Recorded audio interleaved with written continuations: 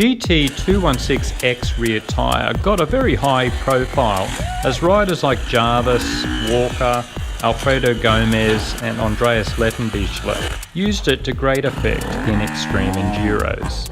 Basically, it's the next best thing to a Trials knobby. It's a modified version of GOLDENTYRE's GT216HB with a more flexible carcass and incredibly soft rubber. It's often called the gummy tyre because it's that soft. It's already a wide tyre, so these characteristics give the tyre a very large footprint. And essentially, the worse the terrain gets, the more the traction stands out. Its performance in extreme enduros is well established, but I was more interested in seeing if it could suit us everyday trail hacks, and especially how long is it likely to last. The downside of all that traction is the ultra soft rubber wears out a lot faster. I wanted to see how many rides I could get out of it. I'd already been running a GT230 rear tyre with good results, but had the 216X fitted for an enduro cross event. Predictably, the traction was good and especially stood out in the rock sections, whether they were wet or dry. Surprisingly, I actually wore out more of the braking edge of the knobs more than the accelerating edge, so I must have been using a lot of rear brake on this track. Here is the degree of wear after the enduro cross event. The next day out was on very slippery single track and lots of hill climbs.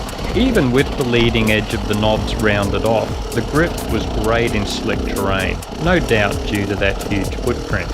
However, I still had to focus on clutch and throttle control to get the most out of the 216X. It would simply spin like any knobby if I gave it a handful of throttle in the wrong place.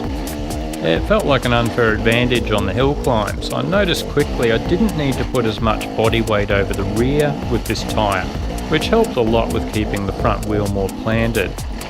Just for the hell of it, I tried some sections with minimal momentum just to see how she gripped. This is pretty cool. You can just kind of plod up. The bloody tyre just...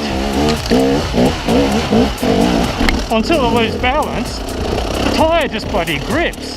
So here's the wear after that big day ride. Surprisingly little visible wear other than rounding off the leading edges more due to the hill climbs. I should state though, obviously I'm not a fast or extreme rider, and I am concentrating on minimal wheel spin as I want to see how the wear goes for the average rider who's focusing on traction instead of massive roost for the hell of it. The next 3 rides were a mix of wet and dry, hill climbs, plenty of slow technical riding, but also a few faster blats as well. In everyday conditions, the GT216X rear doesn't seem too much different to most knobbies, but it does stand out when the traction is poor. For me, this was most obvious in rocks. The tyre just wraps around them, and it not only smooths the ride out, but it's less likely to dislodge rocks, so you can use more throttle.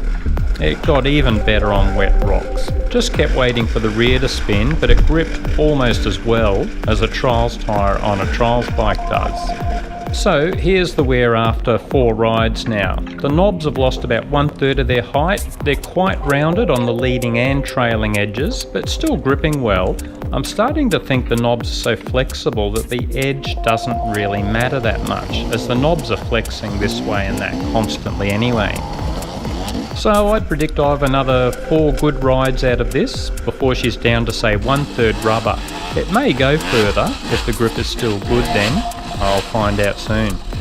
Is this tyre worth it? For me, it's very tempting. It's an expensive tyre, but near perfect for the technical riding we do. And in wet conditions, the grip is second to none.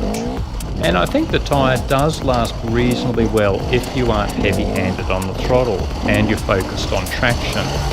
There are guys complaining about buying this GT216X, trashing it like their normal knobby, then complaining when they've worn it out after one ride.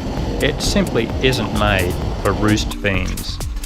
Personally, I'm tempted to get a second rear wheel to fit this GT216X to, for specifically technical and muddy rides, then use the GT230 rear for all the other rides. Out of interest, the 216X rear matches very well with the GT216AA front. I've had one of these front tyres on for about 20 rides now. Despite the soft compound, it's still wearing extremely well. Again, other riders may not get the same longevity due to our slower, more technical rides, but it looks as if it's going to last a hell of a long time.